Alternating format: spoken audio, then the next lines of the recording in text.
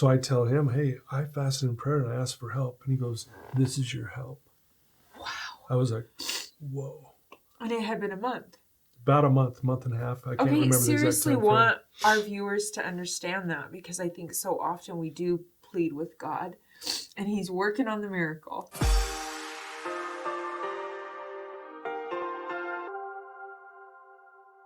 Welcome to The Middle. We are so grateful that you have joined us today. We're in for a treat because my friend, and I would say one of my heroes. Oh, thank you. You're a new hero because we've just become acquainted. Yeah. Just a few weeks we knew ago. of each other, but right.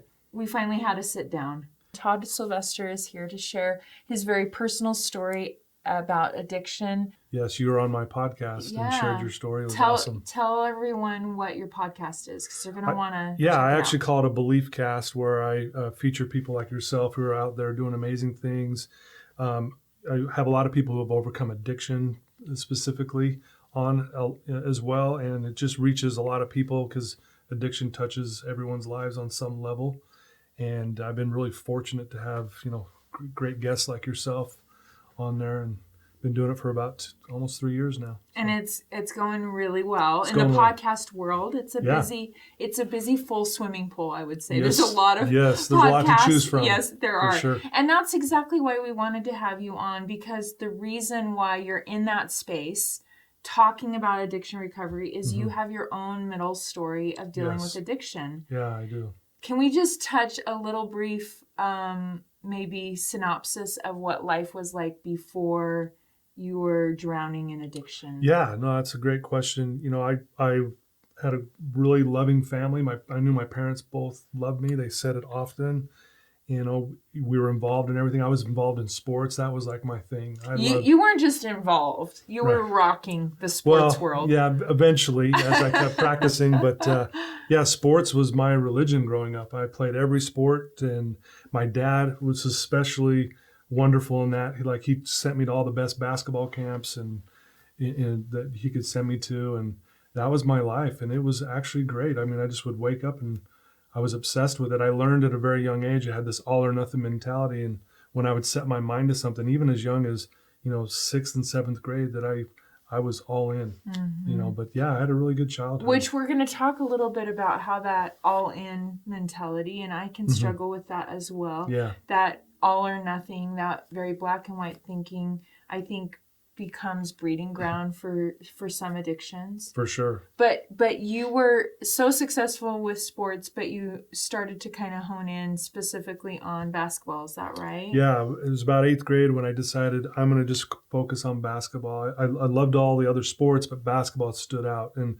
I had these dreams of getting a college scholarship. And when you're young, you wanted to play in the NBA and all that fun stuff. And you were on track. I was on track, yeah. Like I said, I was obsessed. I would practice 2 or 3 hours every day, starting in 7th and 8th grade, and just constantly, and I loved it. And that eventually led to a scholarship to go to college? Yeah, I ended up getting a scholarship, but then ended up losing the scholarship because at that time I was really a mess with drugs and alcohol. So when did you first start using? So my very first sip of alcohol when I was 11 years old. My dad had a wet bar in the house, and both my parents worked. And so, being a curious kid, I would go behind there with my brother and we'd take a little sip. I didn't get drunk or anything at 11, but I fell in love with the rush of it. And so that's when it kind of started. And, again, I didn't go all out at that point, but jump a year and a half later, I smoked pot for the very first time. So right there, if we pause on the story, that does something just from a chemical standpoint to the brain, right? Then all of a sudden you've introduced these chemical substances that we respond. We're wired to respond. Absolutely. And your young brain was still developing. Yep, still developing. And I love the feeling. I'll be honest with you. I fell in love with it.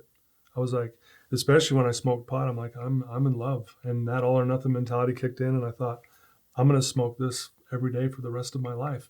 And little did I know that the destructive path that was going to lead me down. Wow. So by the time you were ready to go to college, you were already fully swimming in the addiction. Would you describe it that way? For sure. Yeah. So, it started obviously gradually, but then it became this everyday thing where I was smoking and I was drinking on the weekends. And you hear this all the time, you know, those are kind of like gateway drugs to all these other things. Right. Because there's a lot of our viewers maybe that have an opinion that drinking and weed are not a problem. Oh yeah, I love debating with people who think weed's no big deal. You know, one thing that weed does that no one can argue with is it robs you of your passion. Apathy becomes your passion. Yes. So we can argue about the goods and the bads and all that stuff, but at the end of the day, it robs you of your passion. Which then makes you neutral towards values and everything else. You just become like, you know, just kind of numb to all that. And so that opened the door to other drugs, and I started doing every other drug under the sun. Wow. I started doing mushrooms, and speed was big time back then. We call them cross tops, and that led to cocaine, and I just kind of went all out at that point. So not to trigger those that may be battling, but did your access ever become an issue? Like how do you feed a habit like that you're like so in love with and so all in on? And then also, did your family notice? Did your parents notice? My parents knew that I was drinking, but they didn't know about all the other stuff. I kind of kept that hidden from them. And unfortunately, it's so easy to get. There was never an issue. I mean, my group of friends, we knew where to get it, how to get it, and I could get it within that day if I wanted it. So you were hiding? Yeah, I hid all the more intense drugs from my parents. They knew I was drinking, but not to the extent of what I was drinking, and so I kind of kept that all hidden. And as I, you know, freshman, sophomore, junior year, by my senior year is when things really started to unravel for me. And you say access was never a problem? Never a problem. And your circle of friends, was it a network of? Yeah, not necessarily my friends themselves, but we knew where to go get it. Okay. And it was easy to get. But were your circle of friends, I went to a high school where I would say those using were also the athletes and also in student council. It wasn't like these other people. You know, sometimes when we talk about drug addiction or even alcoholism, we think it's this group of people that aren't functioning in their life and not succeeding and not achieving. And how about for you? What was it really like that? Like everyone was using and everyone was achieving. Everyone was using. And I'm talking athletes, non-athletes. I mean, it was ridiculous when I think back on it, on how many kids were just involved in it on some level. Wow. Yeah, it's kind of mind-blowing actually. So you jump into college, you have a full scholarship, you're still full in the addiction. And what is daily life like? Daily life is I'm depressed, I'm sad, I'm thinking of suicide. I'm putting on a mask when I'm around my family and friends. Everything's fine, I'm good. You know, they knew something was wrong. Even my coach, who I got the scholarship with, 2 weeks into it is when he pulled me into his office and said, you know, what's going on with you? And that's when he ended up taking away my scholarship, because I really at this point was mentally, physically, spiritually a wreck. I see the emotion on your face as you talk, and it's been quite a few years. Yeah, it's been a while. But I think that's a sign of recovery. Like I think the first thing I felt a connection with you around was your vulnerability and your willingness to have all the range of emotion. And I think that's the first thing that goes with addiction is that, like you said, it's the ends don't show up anymore. You're just always right here. And typically when you're in your addiction too, you don't want to feel emotions. Mm-hmm. So if you start feeling uncomfortable, what do? We don't like to be uncomfortable. So we go use so we don't feel uncomfortable. But in reality, that doesn't make anything better. But we think it does. Right. And that's the addiction. We're in that cycle. You know, and so what did it feel like to lose this dream? Really, it was horrific. It was a really dark time in my life. At that point is when the suicidal thoughts. I became this angry, depressed drunk. Honestly, after that, I ended up trying out at several other colleges. Got cut from every single one of them, and I was living in a house with 5 other guys. We were attempting to go to school, but we really weren't. It was just a big party house, and I remember it hit me that basketball's done. It's over. And that's when I had planned my suicide. I knew it was over. At this point, do your parents have an awareness of how bad it's gone? Yeah, I mean, they know that I'm not doing well. But again, they don't know the extent because I hit it really well. And plus I was away out of the house at this point. So there was distance. I would always come home and put on the mask. Hey, I'm good. No, everything's fine. But they could tell something was off with me. So you plan your suicide, and that's a subject close to my heart. I know. And how close did you get, or what? I was walk us through that. So I'm on my way to go in my life, and I'm driving down. I was attempting to go to Utah Valley Community College, and I'm driving down University Avenue to go home and do it. And I have this impression to turn into the school and go sit with my friends at the lunch table there in the cafeteria, Utah Valley Community College, which we always did every day. For whatever reason, almost like a last goodbye to my friends. I went and sat down, and as I'm sitting there, there's these two LDS girls sitting right next to me, and I overhear them talking about fasting and prayer. And for some reason, that word fasting just hit me right here. I thought, what is that? I didn't even know what it was. I had no clue. And I waited till they got up to leave because I didn't want to ask in front of all my friends or whatever. And I asked these girls, what's this fasting and prayer? And they're like, why do you want to know? Because they knew my stance. I was totally against religion and God and all that stuff. And they said, well, this is what we do in our religion. We fast once a month. We go without food. We start with a prayer, end with a prayer. And as they're saying this, I'm like, why do you do this? It sounds ridiculous. And I'll never forget, one of the girls pointed right in my face and said, if you want help from God. And I was like, whoa. I never thought of it that way. And I didn't say anything to them, but as I walked away, I thought, I'm going to do this. I'm not going to go home. I'm going to go back to this party house that I lived in, and I'm going to try this. And did you? I did. I did the next day, and I got up, and they said, start with a prayer. I knew what prayer was. And I made it till about noon without food or water or drugs or alcohol or snorting a line. Which is really, I think, an important part of this at this point. You were using what mainly? What were your top drugs of choice? Alcohol and cocaine at this point. Okay. Yeah. And then again, anything I could get my hands on. If it was there, I would use it. I didn't care. So was that, to make it to noon, was that pretty miraculous in and of itself? It was miraculous in itself. And I was really grumpy and angry that day. Just even my friends that I lived with were like, what's wrong with you? I'm like, nothing. And I didn't want to tell them what I was doing. Yeah. And I went back and I actually had to hide in this little coat closet to end the fast because I didn't want them to see what I was doing. And what happened in that experience? Nothing. That at the moment. I love that. Nothing happened, and I thought, I was so naive. You got to understand, I'm naive. Right. You're just. And I thought, well, if God's really going to show up right now, and he didn't show up, and I thought, well, whatever. And I got wasted that night. And I was still having suicidal thoughts. I was battling, like, go end your life. It's over. You're pathetic. And then a month later, I get a phone call from a friend of mine named Rich, who I played basketball with, who had been on a mission. He's now married in the temple. He's back. Hadn't talked to him since high school. And he calls me out of the blue and says, I need to talk to you today. Will you come over? Had he used with you? No. This kid was like, he was on the team basketball player. We all kind of looked up to him. He was just a stellar individual person. And he called me over to his house and sat me down just like on a couch like this. And we just started doing weather talk. And he said, Todd, there's a message I need to share with you today. And I'm like, is everything okay? And he's like, no, everything's fine. And I could tell he was nervous. He's just over there. I'm like, come on, say something.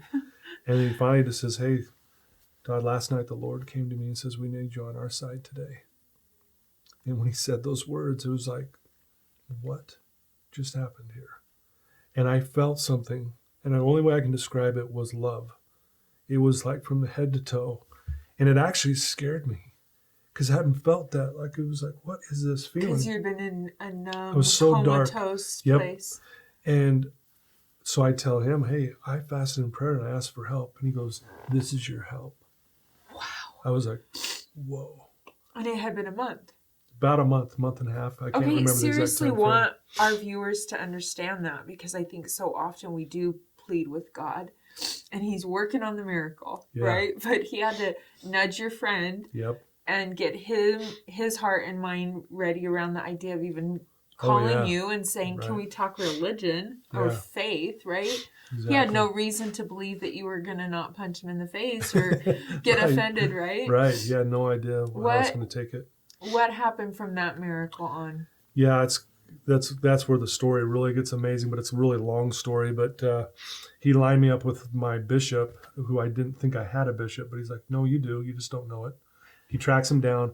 I start meeting with this bishop, and I'll tell you, this Bishop Taylor, I still remember his name. My bishop told me 4 things I want you to do. And for our non-Latter-day Saint viewers, bishops are the ecclesiastical leaders of it's based on mileage, basically. Right. Exactly. Like if you live on this street, this is your bishop. It's not, right. You don't get to go choose one or. Exactly. Yeah. And I had no clue who he was either. Right. I was just like some dude I'm going to go so talk to. So you just met this stranger, basically. Stranger. Share my story with him because that's what Rich challenged me to do.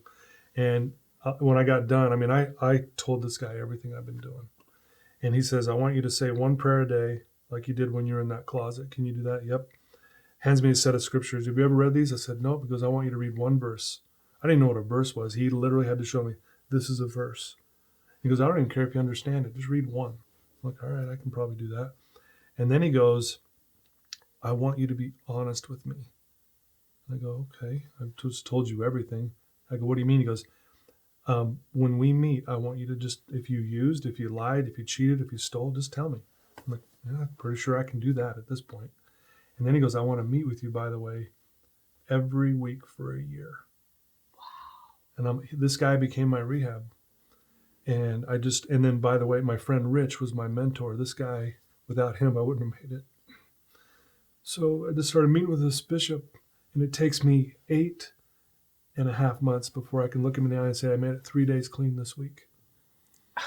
Okay, so, sorry, I'm like... Usually I cry a little, but I feel like I can't contain it. The idea that this volunteer in his church is meeting with you every week and it takes you 8 months to have 3 days. Mm-hmm. That's what I want our viewers to hear. Yeah. I know the work you're doing now, and I know you hear these stories all the time. Right. But so often we're like, I prayed, God didn't show up. Yeah. Okay, about a month later. And then I worked a program. Mm-hmm. And it's not working for 8 months. Okay, I'm done. Right? Yeah. So the fact that it took that long, did you start to go into shame at all with your bishop? Were you hiding? Oh, yeah. I was still wrestling with this voice in my head that you're no good, you're pathetic, you can't do it, you'll never be clean. And this bishop was so patient. I mean, this guy was amazing. I can't even describe it. Bishop who? Let's do a shout. Bishop Taylor. Bishop Taylor. He was amazing. And there's another part of the story I hope I can fit in because it really is what capped this whole thing. Okay. And I hope that's okay. And I was a bartender at this time, which is not good if you're an alcoholic. Yeah. But as a bartender, I'd get tips from the waiters and waitresses and then anyone that would sit at the bar, right? And I'd get a lot of change, like quarters, nickels, and dimes, and I'd keep those in the cup holders in my car, right? About this 8.5 month mark where I made it 3 days clean, I'm driving in my neighborhood. It was on a Saturday. The sun was shining. It was in the summer. And I'm driving, and there's this little girl selling lemonade. No big deal. I just drive right on past. And then I have this impression that says, turn around and give her all the money in your car. I had like $40 worth of quarters, nickels, and dimes at this point. And I thought, wow, that would be kind of cool. So I flip my car around. I roll my window down. There's this cute little girl, and I said, how much? She said, 25 cents. I said, okay, I'll take one. So she pours it. I set it on my dashboard, and I tell this girl, hold your hands like this. And I just start scooping all this change. And she's like, no way. And I'm like, hold on. It takes me like 9 scoops to get all this change to her. And she throws the last scoop down and takes off into the house. And I'm thinking, she's going to go tell her parents some dude just gave her $1 million, right? And as I drive away, have you ever cried so hard you feel like you're cleansing your soul? I have to pull my car over. I throw it in park, and I just sob for like 20 minutes. And that all or nothing mentality, though, kicked in. I thought, if that little girl's there next week, I'm giving her all my money. And one of my favorite quotes is by a guy named Ferdinand Foch. He says, the most powerful weapon on earth is a human soul on fire. This lit my soul on fire. To give to her, to give to her. And what's ironic, I'm giving her money that I'm earning as a bartender, which is kind of, but I couldn't wait. So the next Saturday, sure enough, there she is. I pull up. She recognizes me. She's like, oh, Like jackpot. It's the change It's guy. the money guy, it's right? The change fairy. And I give her $15 in quarters. I do this the next Saturday. I do this for 2.5 months. And I give her all my money that I earned that week. It's all, I just give it all to her. Here you go. Long story short, I decide to go to church. I haven't gone to church. You're meeting with the bishop the whole time, reading your scriptures, saying a prayer. Reading one verse, saying one prayer. I'm meeting with him once a week. And I'm being honest with him. And you're being honest. And that's a key thing. And that's it. But I decide after this 2.5 months, giving this girl all this money, and I'm on fire. I'm like, I'm going to go to church, just see what it's like. And so I'm sitting in the back, nervous to be there. And I'm just Had you ever been to church, in any church? Yes, but when I was really younger, just to, but like once or twice. Right, but but I didn't know what it was. Yeah. Oh, yeah. I'm scared. Like I'm almost like, I hope no one sees me here, which was weird. Like, why? But I'm sitting in the back and I'm looking around who's there. And on the other side of the chapel, there's that little lemonade girl with her mom, and she sees me, and she's like waving me down, and she's like, "Mom, there's the dude," and I'm like, and I'm waving back, and I'm like, "Whoa," and I'm like, "Wow, it's cool to see her," and so I ended up staying. Had I not seen her, I would have left. And I wait, and after the sacrament's over, here comes the mom and this little girl walking over, and the mom's crying. She comes over and hugs me, and she's in my ear, and she says, "Thank you so much for what you've done for my daughter." And I'm like, "Oh, you have no idea. This has been for me." And she says, "No, you don't get it. She was saving for a trampoline. You put her over the top. She got it. She just thinks you're like the greatest ever." And I'm like, "Oh, man, again, you don't understand." And then she goes, "We have a favor to ask you." I said, "What's that?" She goes, "On Wednesday, there's a daddy-daughter date. Would you go as her date?" And I'm like, "Well, what about her dad?" And she said, "Well, we divorced when she was younger, and he's not a part of her life. Would you please take her?" Little did she know she's asking some drug addict, And I'm like, and here she is standing there. Her name's Lindy, just staring at me, smiling. I'm like, how am I going to say no to that? So I say, "Sure." And as I walk away, I'm going, why did I say yes? Because I'm like, I don't even know him. And so Wednesday comes. I pick this little girl up. And we're going up to the Big Cottonwood Canyon to the picnic site where they're having the daddy-daughter date up there. I don't even know her. I'm in the car, like scared to death, like, how was recess today? And did you play lemonade. Kickball? Yeah. Any lemonade today? Yeah, you got any lemonade with you? Anyway, we get up there and we're late, and I don't know anybody. I don't even know her. And I'm like in my head, I'm going, what am I doing? Mm-hmm. Why did I say yes to this? Mm-hmm. So anyway, we start playing games. One of the games was, how well do you know your dad? How well do you know your daughter? Like favorite color, favorite food. And I'm like, oh, and I look at her and I said, sorry, we can't do this. And she goes, no, let's guess. I kid you not, Ganel-Lyn, we almost got every answer correct. We're like high-fiving each other, and no one can believe. We're like, they're thinking we're cheating or something. And I'm like, man, this is so surreal. What? See, and it hits me. I'm used to waking up hungover with throw up all over me in some of the worst places you can even imagine. And now I'm sitting here with this pure, innocent girl, and we're going to have hot dogs and Kool-Aid. So they gather everyone in to say a blessing on the food. I didn't even really know what that was. I'm like, was there something wrong with the hot dogs? Like, do we have to bless the food? What does that mean, right? And I'm just like, you got to remember, I'm an infant. And I watch okay, we fold our arms, and I just sit there, and some guy starts saying a blessing on the food. And this is where my life changed forever. As he's praying, I hear this voice in my head saying, Todd, you're in the right place, doing the right thing. You've made an impact on this girl's life that she'll never forget, and I love you. And I felt that same feeling when Rich had that answer, and I felt this love. It was just love. I mean, just this pouring, and I lose it in the prayer. I'm like bawling. And we get done, and everyone's like, dude, it's just hot dogs. Relax, man. And I'm like, no, these are happy. And Lindy's like, are you okay? No, these are happy tears. And that's when I made a decision. I will never, ever do drugs again. I will never drink again. I will do my best to always tell the truth. I will do my best to help people. And I said, I'm going to dedicate my life to helping kids like her or anyone else overcome addiction, anxiety, depression, you name it. That's going to be my mission, all or nothing. And I've been clean 31 years since that time, and I've been helping people ever since. And beyond helping, I know you're helping people today, but you have really put skin in the game.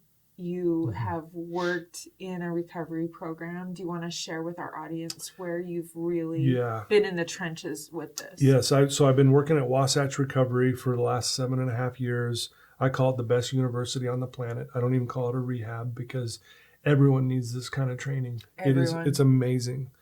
And it's one of the best places ever. I work with some of the most amazing people. And so I've seen thousands and thousands of clients. I also do my own life coaching and mentoring, and I've been doing that for 30 years. I see some upwards to 20 clients a week from doing that. And then, like we mentioned before, I have the podcast, which really helps get other people's stories out who are doing amazing things, who've overcome some really difficult things as well. And you have a beautiful family. I have a beautiful family, a wife and 4 kids who are all doing well. And the things that come, I think it's important to note, because sometimes what we see in Hollywood is that using drugs and drinking is part of the comedy or part of the drama or part of, and we don't see that the everyday connections of life and the relationships are really the most amazing parts that should be on film, should be celebrated, should be rejoiced and fought for. And that's really the gift of sobriety, don't you think? Absolutely. You're never more fully alive when you are connected. And so when we feel connected in that way, and I think that's what comes when we get clean. I like to call it clean. I don't like the word sober. Okay. Sorry. Because sober is the definition is the periods in between using. I'm clean. It's game over. I am recovered. That is my mindset. And that's what God allows me to have. He promises that to me. It doesn't mean I don't still struggle and have thoughts and feelings and cravings and whatever. But at the end of the day, that's where I head to. And that allows me to connect with people so authentically and to have a wife and kids who luckily haven't gone through what I've gone through. And it's just been, I don't know, I look back and I just kind of pinch myself but I'm grateful that I went through it all. I don't know the answer to this question, so maybe we won't include it, but what happened to Lindy? So Lindy, she's doing great. She actually sends me clients all the time. She's like my best marketer. And we've stayed in touch this entire time. She's one of the most amazing people you'll ever meet, ever. And at the time, she looked at me as kind of like her father figure, and I just look at that and go, how did that happen? And it's amazing how God works. God works in ways, and he always typically works through other people. And if it wasn't for Rich, if it wasn't for Lindy, if it wasn't for Bishop Taylor. Those 2 women, young college and those 2 students. girls, yes, thank you. Yeah. If it wasn't for those 2 girls sitting at the table, Michelle and Shaquille, I'll give them a shout out. If it wasn't for those 2 who constantly sat by us and drove us nuts, if it wasn't for them, the 2 the road never would, the religious girls that are chatting about faith. Chatting about that, and I overhear it, and if it wasn't for them, I wouldn't be sitting here. I'd be dead. Well, I'm so grateful that you're not. I'm so grateful for your honesty and your willingness to share. And I feel like you've shared, we always ask our guests about their manna, and you've shared some amazing ones, but I want to give you a chance to highlight. What do you feel like? I think I know the answer to this, but what do you feel is the manna that gets you through every single day? My manna is getting up at 4 a.m. and doing my hour of power. I do a solid hour of praying, studying, connecting, and feeling the Spirit before the sun even comes up. I call it my morning medication, my morning manna. If without that, I would not be sitting here either. My mentor taught it to me years ago. Because it keeps you focused and keeps clear. Me focused, clear. It sets me for the day. If you win the first hour of the day, you win the day. If you lose it, you spend the rest of the day looking for it. Mm-hmm. And so this really helps me win the day. I love that. And it helps me to connect, spiritually. And it's amazing because it's quiet. I'm not being bugged. And it really has been one of the greatest things I've ever given myself. Let's break it down. Do you journal during that time? Yes, I journal. I write down inspiration. I mean, I got stacks of paper just with inspiration. Like there's probably a best-selling book in there somewhere, And so, I journal. I set my intent. I read. I connect. I listen to podcasts like yours and in the middle and all that stuff. Just really get myself like, wow, look what I learned today. And then I try to share what I learned that morning, that day with my clients and my family. Wow. Well, thank you, Todd. Thank you for your example, for your vulnerability, for the work that you do. You bet. Thanks for for giving me. hope to our viewers that there's so much that can come on the other side of addiction. But what I was getting ready this morning and I thought, okay, I know your story, but what do I want to spotlight? And one of the things is your vulnerability and your willingness to be honest. But what else I feel from you is that you don't talk about your story with shame. You celebrate it. Oh, yeah. Because it was your learning. And that's all of us. I think to me, that's where you see recovery. Yeah. Recovery is, yep, I was using, yep, I was in this place. Yeah, I was a disaster. And I'm going to share this with you because this is where the emotion is in the recovery and the miracle. Exactly. So. And I'm glad you said that because I want to tell whoever's listening to this, addiction is your wake-up call to your greatness. It's a wake-up call because we know that's not who we really are. And it was constantly like I had these wake-up calls throughout this whole thing until I finally listened. But it's a wake-up call to your greatness. Wow. And for anyone who's struggling, I'm telling you, if I can get through this, and I promise you can as well. And I know that's easy for me to say where I'm sitting at this point. But you've done the work, and you've helped people do the work. Yep. Yeah.